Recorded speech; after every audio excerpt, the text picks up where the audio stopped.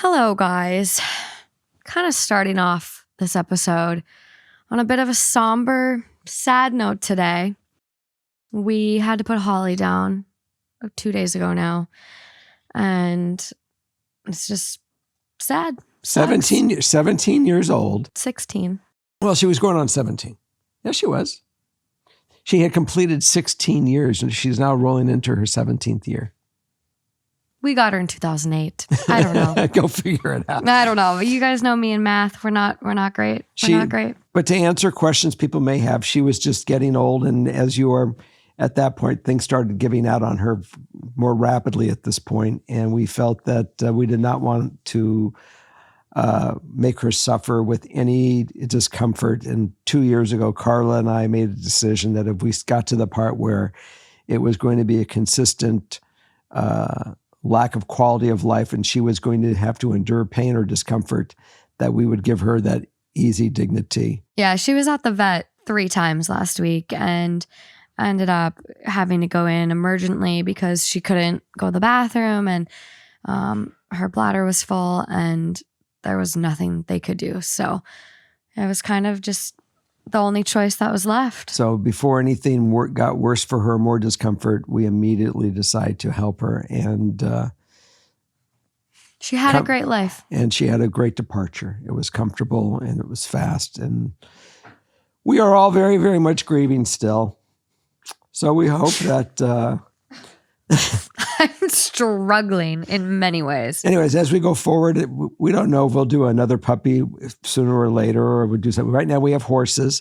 So you can certainly address us, and we'll try to bring the horses into our show a little bit more. But comments regarding Holly at this point, oh shit, no matter what I do, you got to do this. We to take off the name Holly from now on, because we could certainly tribute her memory, but she's part of our family. All right, let's get going. Talk about your theme. It's not a great theme. I can't stop sneezing. What is the theme? Pets. Pets. Okay, we're a hot mess. Let's go. Why don't we just roll on and start the theme? Let's get into this. Tell me your theme again. Pets. Pets. Okay, let's go.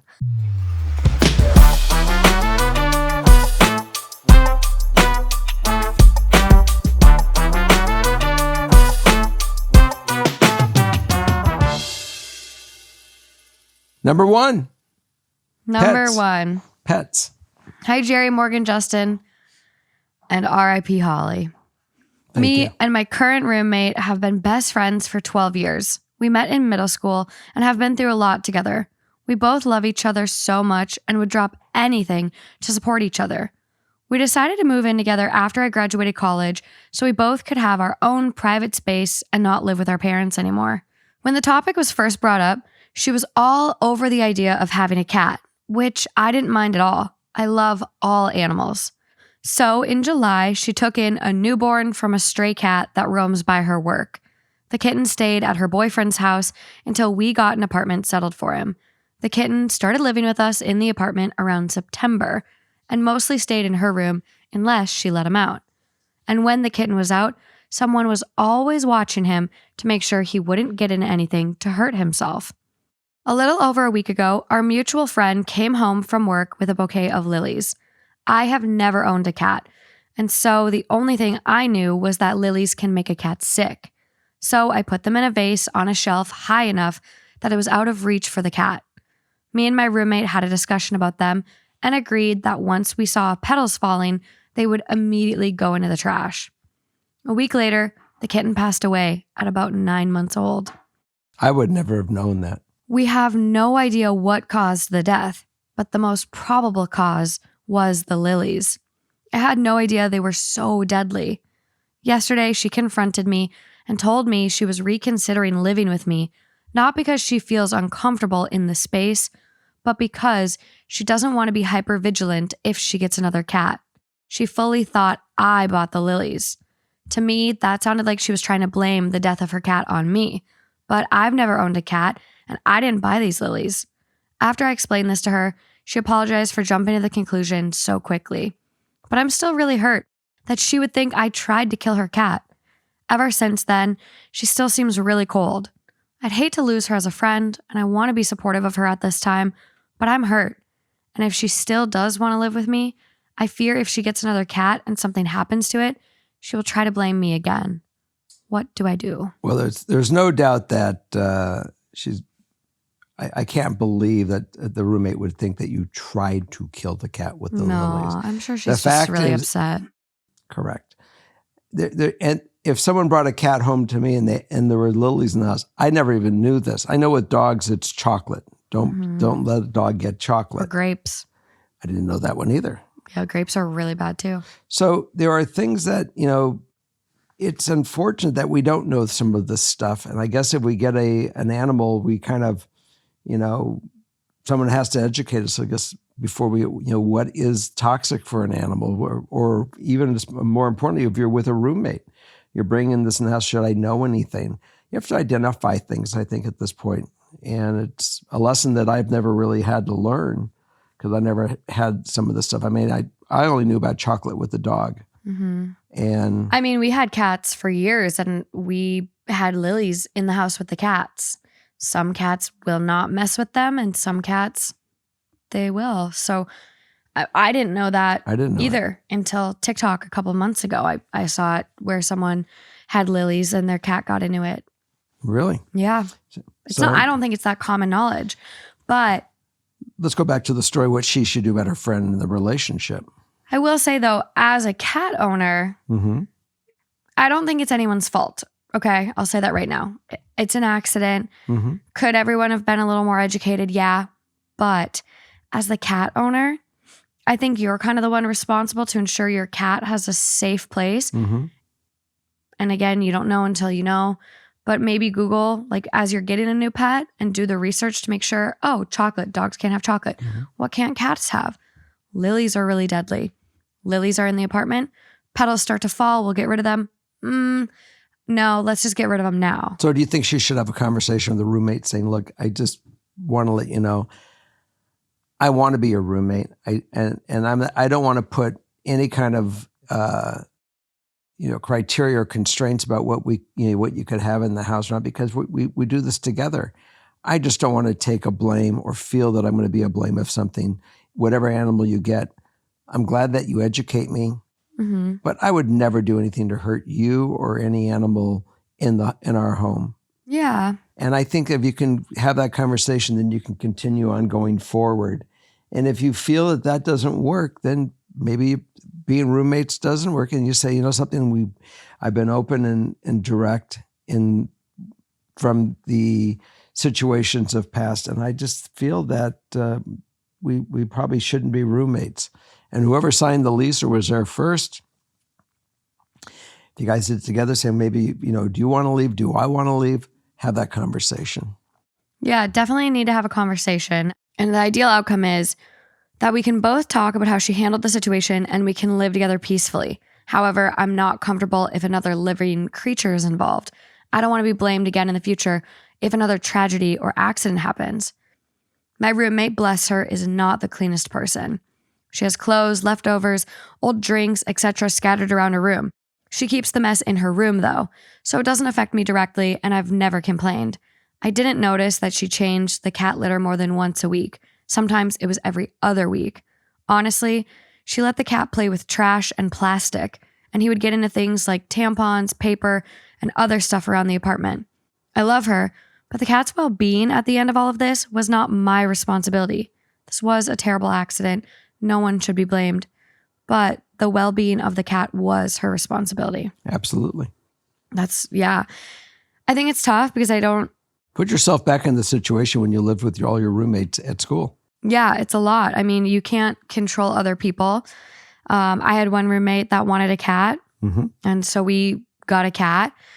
But she was very, very diligent about making sure that cat had everything. And this doesn't sound like the most responsible cat owner. Who knows if it was the lilies? If they were way up high and the cat didn't have access, maybe it got into trash. I don't know. It doesn't sound like the most responsible owner. Like, I'm pretty sure you have to clean a cat's litter box more than every other week. Those things fill up pretty quickly. It's like every other day. Not every day you clean a litter box. I mean, the smell alone should inspire daily cleanings if you don't want to smell that or don't have an auto litter cleaner. Like, that's just not the greatest. So I think it's completely fair for you to say, I would love to live with you, going forward. I love our, our place together, but I'm just not comfortable living with another animal. And then your roommate has the choice. If she wants a cat that bad, she moves out. And that's just something you realize you're going to have to deal with. Like, agreed. Totally. Yeah. It's tough. It's tough. Number 2. We're rolling forward. By the way, I like the way you did that. R.I.P. Holly. That was really good. That helped me. Thank you. It's like a trigger warning for me when those come up now. Hi, Jerry, Justin, Morgan, and R.I.P. Holly. I'm writing in as I'm tired of feeling like the bad guy with everyone in my house. My 42 female husband, 43 male, and kids, male, female, want to get a dog.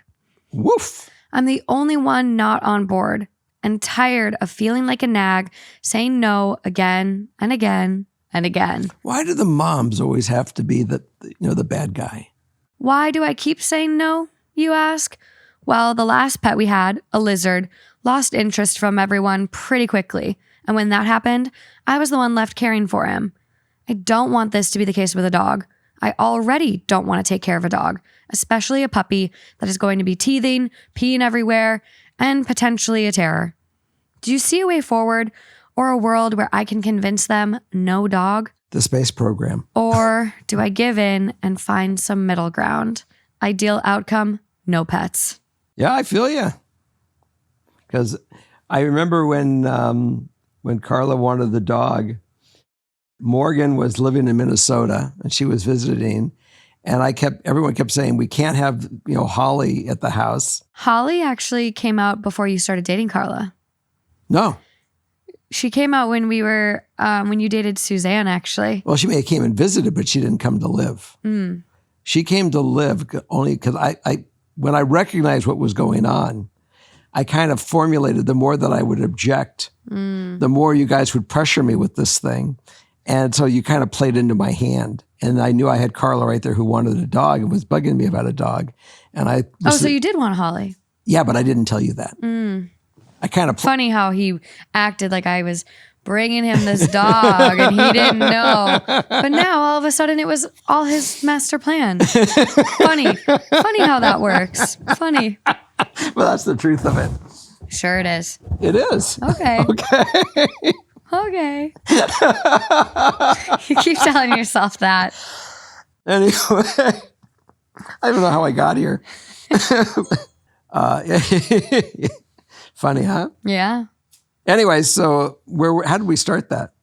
This writer does not want a dog. Oh, yeah. So, and then that's when I also was just given, why is the mother always the hard one? The person who doesn't want it is always the bad guy. It's a lot of responsibility. How do you do it and get everybody else to accept the responsibility when we know the reality is it's going to end up back in our face? I mean, there's a potential where you could foster and see if it doesn't work. You've tried that with me and I say no. I'm not a foster failure, though. I have successfully fostered and found the dog a new home. Right, but you've said to me, right, even before when we were living together, I wanted to bring a dog in the house, and I said, no animal. I feel them. I feel this woman. I feel her. So what does she do? She just keep holding strong, and unless they can make some kind of, I mean, they're going to make these assurances because they do this. We'll take care of it. We'll do everything. We're going to walk it. And then all of a sudden, what do you do when it fails? You've already loved the animal. You're stuck with this thing because you love it too. Maybe and I've never tried this, but when you make the agreement with your family that you are not going to be responsible, and the first sign, they sign this, the first sign of peeing on the floor, that if they're not taking care of this dog, then you got full right to get rid of it. It's in place before. The accountability is going to happen if they fail. you are not going to go along with this. You're not going to change your mind. You are not going to accept this responsibility. You do not want pee on your carpet. I did this. I had Oriental carpets that were destroyed, and I just those carpets are gone. I mean, there's certain things that come with territory of a pet. You're likely going to have some accidents here or there. Like, even if they're perfectly potty trained, animals get sick. Mm-hmm. So my solution for her would be try fostering. And you say to your family, you know what? Before we fully commit to taking on a dog, because I don't agree with taking an animal and then just getting rid of it or giving it back, you should have a plan in place where, hey, we are going to try having an animal. We're going to foster a dog. And if I see you guys doing everything to care for this dog, we will get a dog. But if fostering does not go well and I'm the one taking care of the dog, we're not going to get a dog. Easy as that. And what happens with fostering? Is that dog definitely going to be gone in two weeks? Depends on the dog. I mean, they could foster for 2 months. Fostering could be 3 weeks. You don't know. Is fostering like babysitting a dog? Essentially, it's you take the dog from the shelter or the rescue and you keep it in your home. You treat it as if it was your dog. Take care of it, walk it, groom it, whatever. You're essentially the middleman until it finds a new home. And if it doesn't? Forever home. And if it doesn't? If it doesn't, you could contact the rescue or shelter and say, hey, I could only foster for 3 months. I still have the dog. There's some people that I've seen foster a dog for a year. Because nobody else wants the dog. Yeah. And they don't have the heart to get rid of the dog. What do you mean? Well, they fostered for a year. The dog is still there. Yeah. Yeah. The dog is no longer a foster. The dog's now adopted.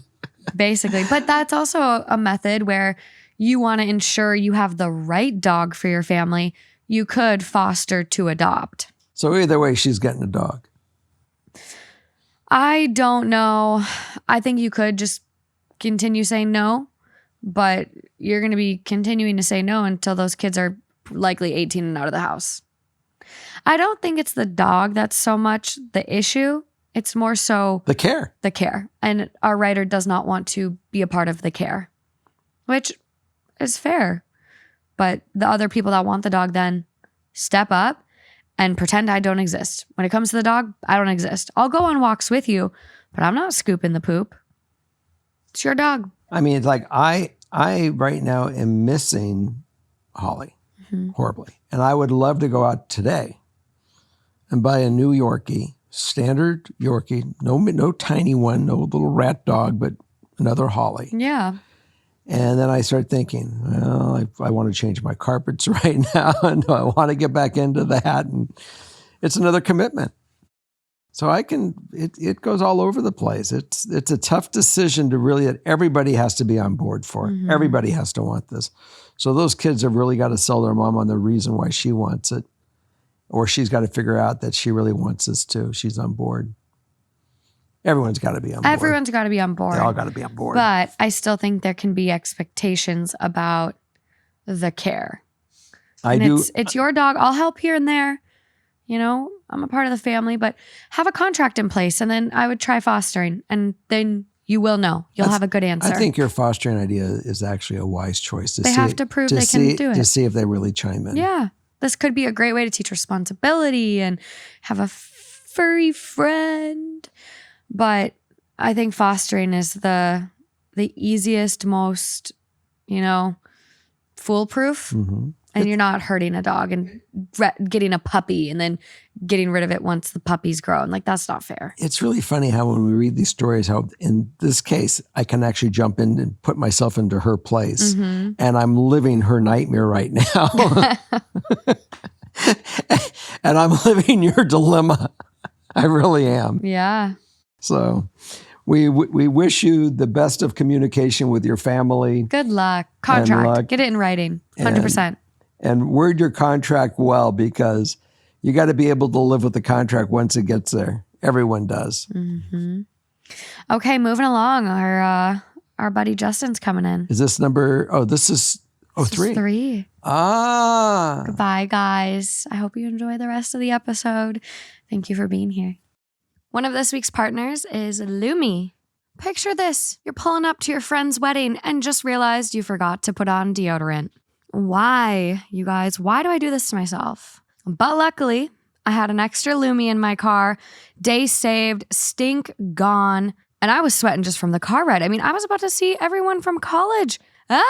I love Lumi. It is one of those deodorants that actually works and works for up to 72 hours. It was also created by an OBGYN, so it's baking soda free and paraben free. Pits, privates, use Lumi. If you're ready to try it for yourself, Lumi's starter pack is perfect for new customers. It comes with a solid stick deodorant, cream tube deodorant, 2 free products of your choice like mini body wash and deodorant wipes, and free shipping. As a special offer for listeners, new customers get 15% off all Lumi products with our exclusive code. And if you combine the 15% off with the already discounted starter pack, that equals over 40% off their starter pack. Use code FKS for 15% off your first purchase at lumideodorant.com. That's code FKS at LUMEDEODORANT.com.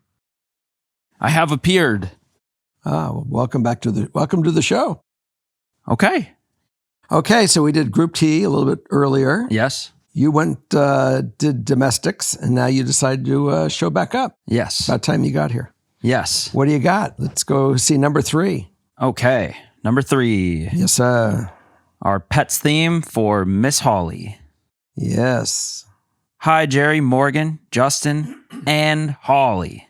I want to first start off by saying how much I love your podcast. Listening to your advice to others actually gave me the strength to leave a toxic and abusive relationship. Thank goodness. Last year, August 2023, that I should have left much sooner. I remember standing in the yard of my ex-partner's house and literally thinking, what would the Father Knows crew do? And I could just hear y'all screaming, leave, in my head. I packed up all my belongings in his house, called a friend, and was entirely moved out before my partner came home from their shift at work. Beautiful. We were living together. Mm-hmm. I had to leave that house and that relationship, and it was the best thing I ever did. I now have my own 1-bed, 1-bath apartment, go to therapy semi-regularly, and developed so many new friendships. My life is so full, and I owe so much of it to the advice shared on this podcast. Now to the story. We are ready to go. That ex-partner mentioned above, male 27, I am a 26 female, has recently reached back out to me after going no contact for almost a year. But it's not for the reason you may expect. I helped him get a puppy in February of 2023. He was a golden retriever puppy named Hank, and seriously the sweetest thing to ever exist. We discussed that while I would help take care of the puppy, it was ultimately his dog. No matter how many times we referred to Hank as ours, I knew his home was with my partner.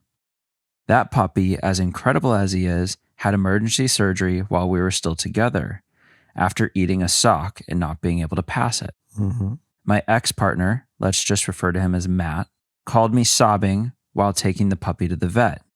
He told me he couldn't afford the surgery to retrieve the sock from Hank's stomach, and he may have to put him down. I offered to pay for the surgery, and he agreed with the promise to pay me back. Fast forward to now, 10 months post-breakup, and he has sent me a Venmo payment every month to pay me back for the surgery, and he has nearly paid me back in full.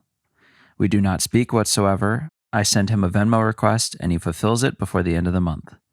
I miss that little dog every day. Saying goodbye to him the night I left was one of the worst nights of my life, but he left such an amazing impression on me. I had not yet been blessed with having a pet of my own until March of 2024, when I stumbled upon the most perfect golden retriever puppy and knew she had to come home with me.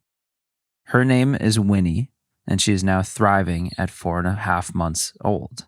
I love my little life of taking care of her, snuggling, and being her caretaker. She brings me so much joy, and I'm so glad she is mine. 2 days ago, Matt texted me. I have his socials blocked, but not his contact yet, since he still owes me a tiny bit of money. He was begging me to take Hank permanently. Matt credited life circumstances and the inability to properly take care of Hank as reasons he needed to rehome him, and no other specifics were provided. Matt has another dog, a 7-year-old German Shepherd, that he is asking his ex-wife to take in. Before Winnie, I would have jumped to take Hank without a second thought, but taking care of 2 golden retrievers in a 700 square foot apartment seems like a huge undertaking, not to mention financially taking care of 2 pets. My Winnie loves other dogs, and I started to envision what getting a second dog would look like. But I was planning to do that years from now when I was able to afford a bigger place and dedicate more time. Right now, my life with Winnie is so perfect, and I'm worried about taking on another dog.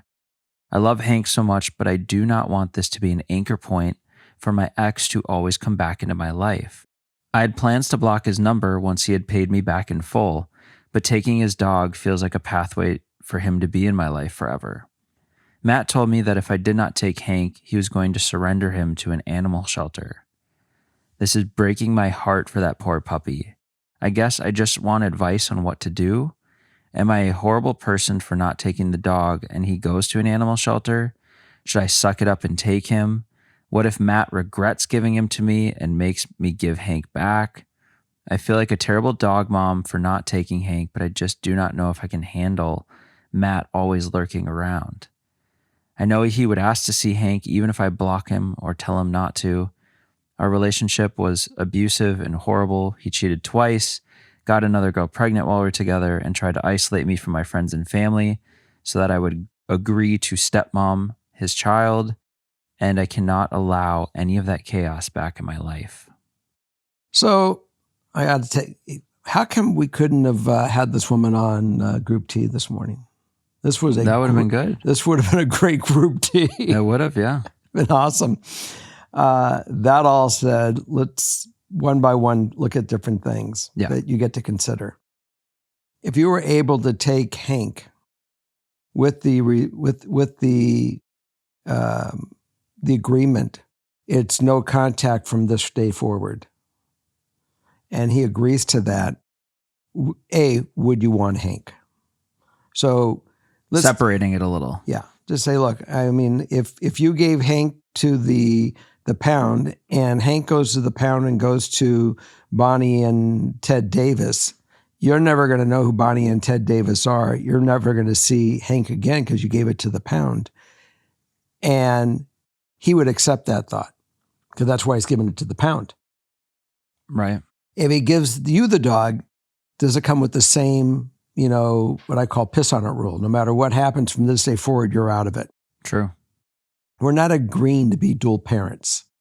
We are agreeing that I'm getting custody of the kid and you are never seeing this child again.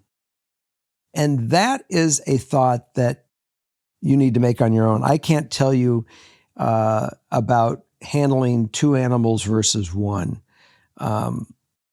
Sure, you would have taken Hank in a second if, Winnie wasn't around. Is Winnie young enough to go to another home and we give Winnie as a puppy to another wonderful family that want to start with a puppy and you can live with that thought? There's a possibility. Would Winnie and Hank be great to have in your house together? And can you handle it with the 700 feet? And suck it up and enjoy the rest of your life with your two favorite buddies? That might be the right answer. I don't know. We can't make those decisions for you. They're all great possibilities, but the only thing that you absolutely can do is you can certainly say, here, this is a conditional agreement. I will take Hank and that responsibility of Hank, but I'm not taking the responsibility of any connection from this day forward. Right. I know we once upon a time had a thing together. I have no desire to have any friendships between us. I'm glad I was there to be able to help you keep Hank and do the right thing by him. And we were able to do that and work that out, and you did a great job. And I appreciate you paying me back. And all that's fantastic. Yes. But I don't want to have any, we are no contact from this day forward. And I am totally comfortable with that. And if you can give Hank up with that, just like you're giving him to the pound, I'm willing to take Hank. But you got to make the decision first. Do you want to take Hank? And if you take Hank, you may also may have the possibility, if he doesn't find anybody, that you may rehome Hank somewhere else. That's an option. But these are all your obvious options, and I'm sure you have thought about all these. No, but it's good to put them together like that, Mm-hmm. and to separate them and think through how much weight is the potential for Matt to kind of linger around in the background. Mm-hmm. How much of that is weighing on the decision of having 2 dogs or not, right? Because if you can remove that, or if you can really put a solid attempt at saying, like you were saying, it's just like, I love the comparison. If he were to go to the pound, it's no contact. You would never see him again. That goes the same if you were to give him to me. I am the pound. And so if that were a possibility, that it is that like that, Mm-hmm. and you simply, from this situation, you take away just Hank and with no interaction from Matt. When you look at it like that, then what does your gut tell you? Mm-hmm. Because nothing in life will ever be perfect timing. Like you say, later in life, I was thinking about a second dog, and that's when I'd have more space and more time. And I think we all think like that with certain things. Oh, when I get a better job and I'm more settled, then we can have kids. We'll buy a place and have kids. And I think a lot of times the timing's never perfect. So really it comes down to, do you want 2 dogs? Can you provide a good, happy, healthy home for 2 dogs? The bigger space and that will come with time. But when that comes, will you regret looking back and not taking Hank? Mm-hmm. So I know it's big. There's a lot of implications here. This is a big decision. One thing that Hank can really help with Winnie is Hank can tell Winnie it's best not to eat a sock. Winnie might be there chewing on a shoe or a sock, and Hank will go ahead and say, in doggy talk or whatever that might be, this may not be the best concept. A little mentoring. I've been down that road. Not fun. Yeah. Well, in the ideal outcome, to not feel like a terrible person regardless of the decision I make, which it's really how you feel internally. Mm-hmm. Because you're not going to go to jail if you don't take Hank, but will that cause you, a lot of distress going forward for an extended period of time, versus maybe taking Hank and seeing how it is and seeing if you can handle that situation. And then, like you said earlier, repurpose Hank at that point. You could then find a friend or, find people that would want to take Hank, and you wouldn't have to necessarily do it by bringing him to an animal shelter. You could, I feel like people go on Facebook Marketplace and different platforms, or even through friends and family, and saying, hey, I have this dog. He's amazing. I just don't have the ability, but I'd love for him to go to a special, nice, happy home where I know he's ending up in a good place. So you could always do that later. I do notice one thing. Animals are happier when they have a buddy. They really are. I watch these horses and horses especially. Oh my God. One leaves and the other one goes crazy that it's not there. They want to be together. It's goofy. So I can really see the companionship between the 2 animals to be just, Shangri-La for them. What does it mean for you? 2 long-haired dogs that shed, you got a lot of brushing to do. I mean, there's inconvenience. You're already doing it though. Like, that's the thing. I think the biggest difference is no dogs, no hair, 2 big shedding dog. You already have one. Yeah. So you're just doubling down. You're already doing the same thing. And I will tell you, twin Goldens in a household, in a home, is fantastic. I've witnessed it. They will own the couch. They will own the bed. Goldens are just some of the most beautiful animals to have. They're wonderful to have. And like Air Bud. Yeah, I think that this is an opportunity of delight for you, actually. So it's, I think if the biggest concern that you really have is the connection, I agree. You can easily make that one come true and work it. You'd hope. You'd hope. Well, that would be the rule. Yeah. That's just the way it's going to be. And you can even set things up by saying, you sign this as we do this deal. This is a no contact agreement, that this is what it's going to take for me to do it. And if you agree to this and sign that, then I have no problem. Yeah. And if you That's break true. if you break the agreement, it's like breaking a restraining order. Yeah. All right. Okay. Well, let us know what you decide. Send us pictures of the big guys. We are moving on to number 4. 4. Hello, FKS fam. Been a listener since the beginning, and I love your guys' responses. I have a predicament in my life as of current. I, a 25-year-old female, have been with my man for the last 4.5 years. We got a house together back in 2022. I thought he was going to be my forever. But in the last few months, we've both noticed we want different things in our lives. He is no longer her man. He wants to move out of our state. I don't, because I am more family-oriented than he is. Mm-hmm. So technically, as of right now, we are broken up, but still living together. Mm-hmm. He was my first official boyfriend, and so my heart is truly broken knowing by the end of this year we won't officially be together anymore. Any help to help with heartbreak would be appreciated, but on to my predicament. I mentioned he wants to move out of state, possibly within the next 6 months, which would be October of 2024. And I can't afford the house on my own. We have 3 cats together, which I will take all of them with me. I'm currently looking for a new place to stay since I can't afford the house by myself. Back in January, my sister had a baby, and she is planning on moving into a house soon that is being renovated. She has a dog and a rabbit, and the house isn't super big. My family has been trying to get me to move in with her, but all 3 of my cats have never interacted with a dog, even though her dog is very good with cats. I know 2 of them would be fine with him. The other cat, though, I consider my emotional support animal. When she gets stressed out or nervous, she hides. I also feel the same way. It just seems like this won't be a stress-free environment for me and them. I have to feed them all in separate rooms, and when I cook, I have to put 2 of them away, so I just feel like they would all be put away a lot, and I hate that. I've tried to talk to my sister about how stressed I would probably be about my cats and getting used to a new environment, but I just feel like she hasn't heard me. Personally, it just seems like a very stressful situation, and I'm not sure what else to say besides I've already said it to her. Financially, it would be cheaper to move in with her, but I would love to have a place of my own and a place where I can decompress after work and not have to really talk to anybody else.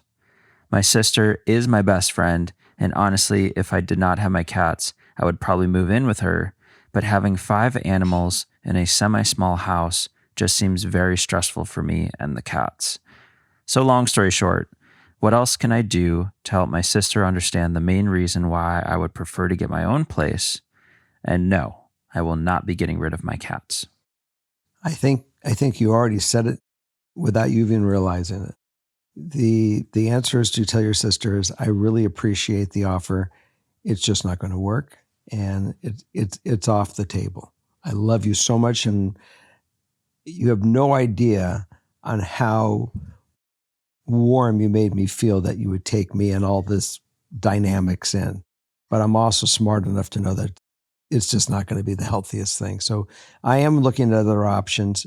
We'll figure it out. Yeah. And you may want to go see if you can get a roommate to come into your house.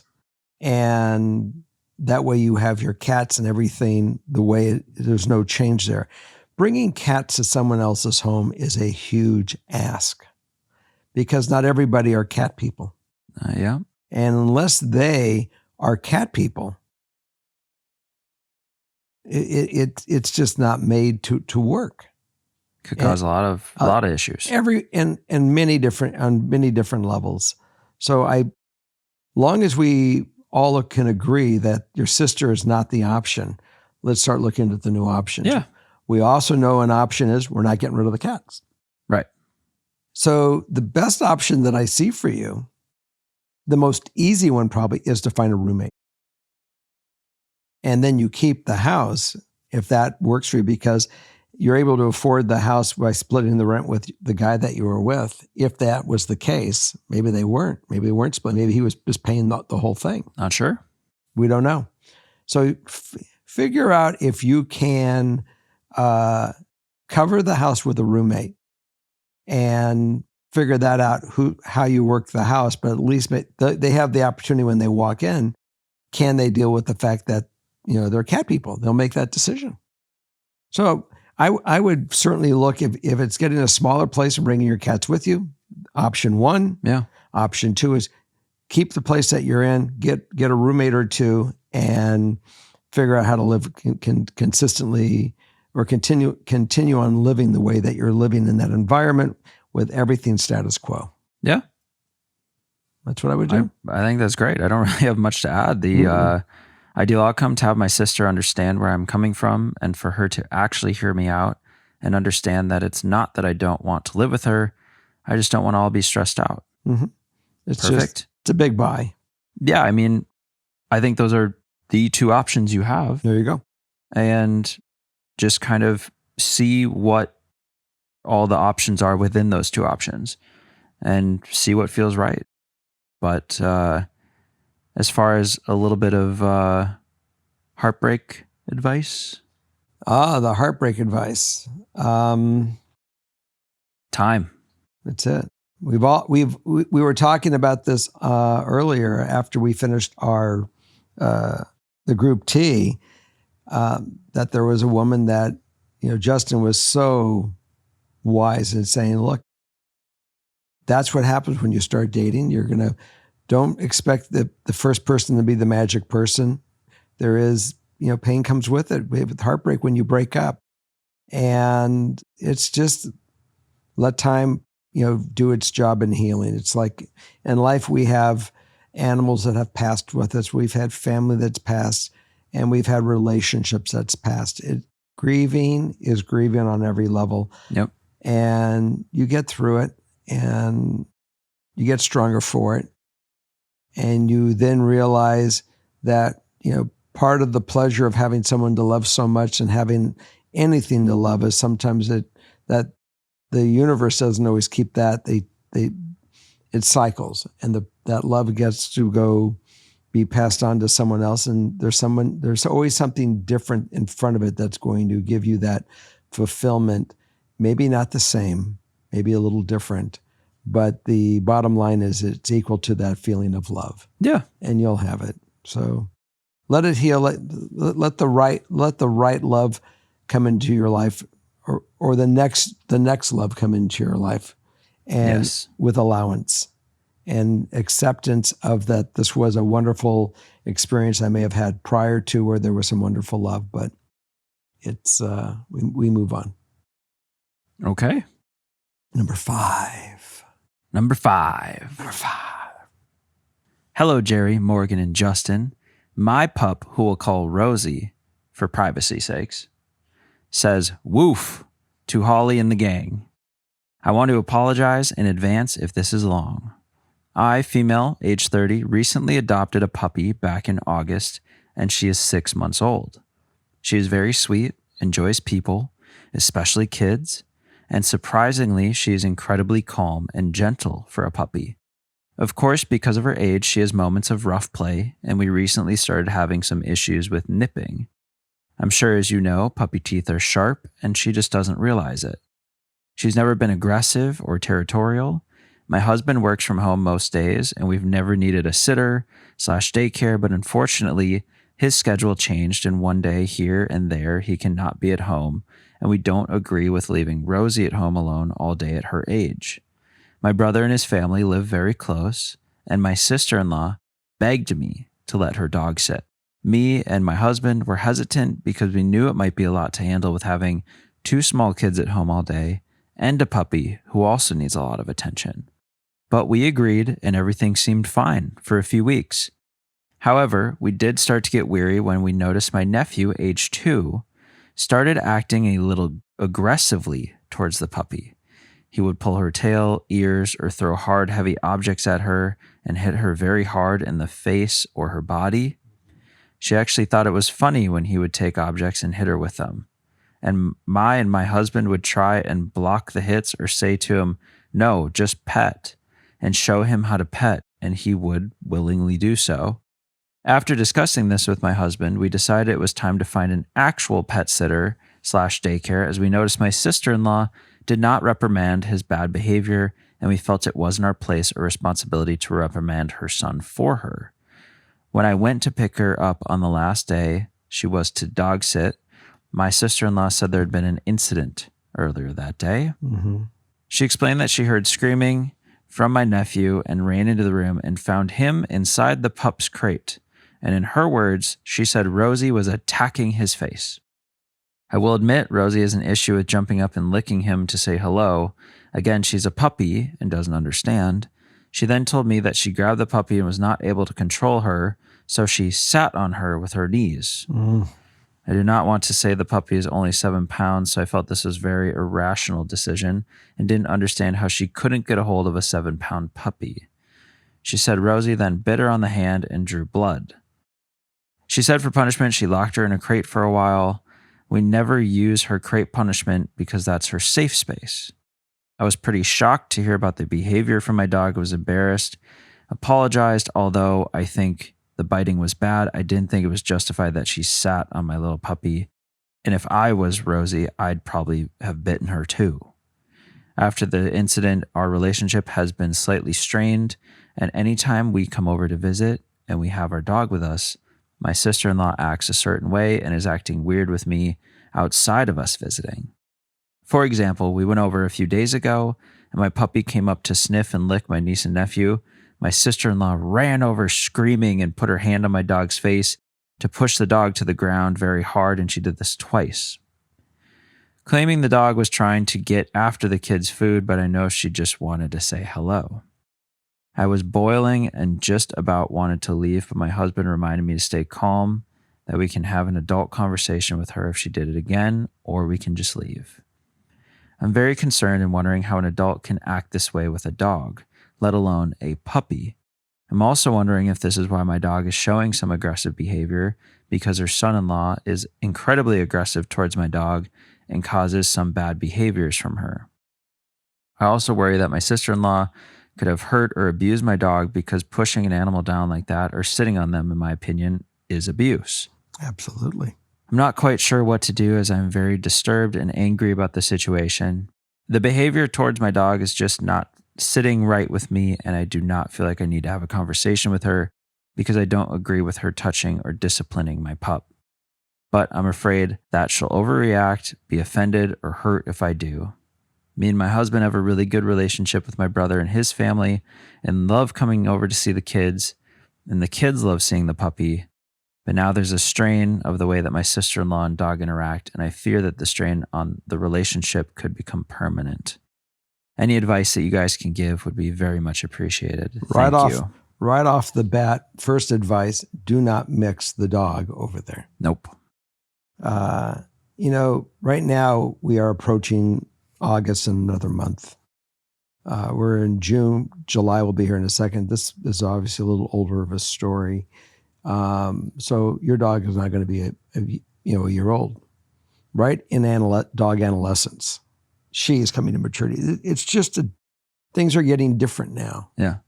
And I am so sorry that it wasn't recognized before the problem. I saw the problem right in the beginning when I said, I kind of jumped forward a little bit and said, till the kids got bit or something happened with the kids, because they're puppies. Anyone that has had animals in their life knows you're dealing with a lot of ambition, and they're nuts. Puppies are crazy. They just like to have fun. They're girls who just want to have fun.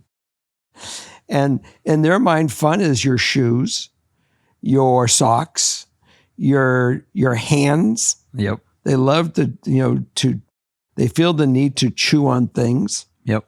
And yes, they have razor sharp teeth.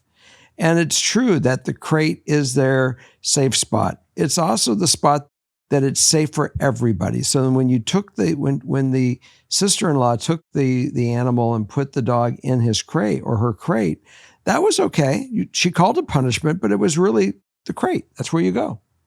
Get in the crate. And so don't have to be too upset at the fact that she said, you're being punished in the crate. It's great, safe. Yeah, and it's one time. I mean, you can change that however you want going forward. The fact that she sat on the dog, she abused the dog, that is the problem, because that leaves those animals to put impressions and wiring in their head that goes on for life. Holly, bless her little heart, she would bite people. I knew as an owner that I had to keep her from being in that position so she couldn't bite people. Right. And how did I know she bite people? I witnessed it.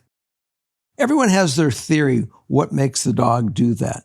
Yeah. But I only knew that it is an issue, and I had to have 100% control on her when people would come around.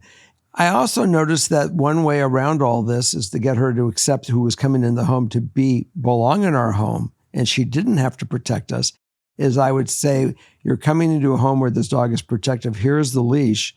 We're going to go outside and go for a walk. And now that you have her, I would leave the dog with the person walking and say, go walk around the block. Yep. Walk her. Because when Holly really realized that she was now on the lead from somebody else and knew their smell and knew who they were, life became better in the house when they would come back in. Yep. She would walk them back in the house. She would take Holly off the lead, and life got pretty good. Yeah. Typically, that was a procedure that always worked. Now you know the procedures that will happen with this dog. And one thing it is not bringing her to that house as a puppy with these kids that are 2 or now going to be 3 years old that will still pull and do awful things to an animal because they do not understand. Yeah. Well, right. Because you don't want the event that triggers. That's right. Something like with Holly or whatever. You don't do the setup. You want to remove that possibility, especially when they're a puppy as well, because it's just like a little kid. You're so impressionable. You haven't been around the world and understood, the dynamics of everything yet. Yep. And so one little event can, could make Holly the way she was, being very productive. One little event could do something like that to this little puppy, and you just want to avoid that. And just for a wild guess, 115-pound woman jumping on top of a 7-pound dog doesn't seem like a good plan for me. Just no. That situation is done. Like sickening. I don't want to hear about that. That situation is done. And like you were saying in the post, there's other daycares or other babysitters who are not your sister-in-law, not psychos, and can realize that, and it's so I'm just so mad about it because the kid was in the crate and being the idiot, and then, I'm going to go protect, but your kid's fine. It's a 7-pound puppy. Just separate them. You don't need to sit. I don't know. It was really the sister-in-law's fault for not watching the children and the dog to make sure that the kid wouldn't go put himself, lock himself in the crate with the dog. The only person that was at fault here, wrong, was really the adult in the room. I get that. Yeah. And that's where it is. Just frustrating. Guys, I want to take this moment and let you all, again, I know you've heard this, we've talked about it, but she certainly meant so much to us, is the memory of Holly. And she was a part of the show, and she was a part of all of us. And she certainly was a fantastic part of our family. And a good co-host. A great co-host.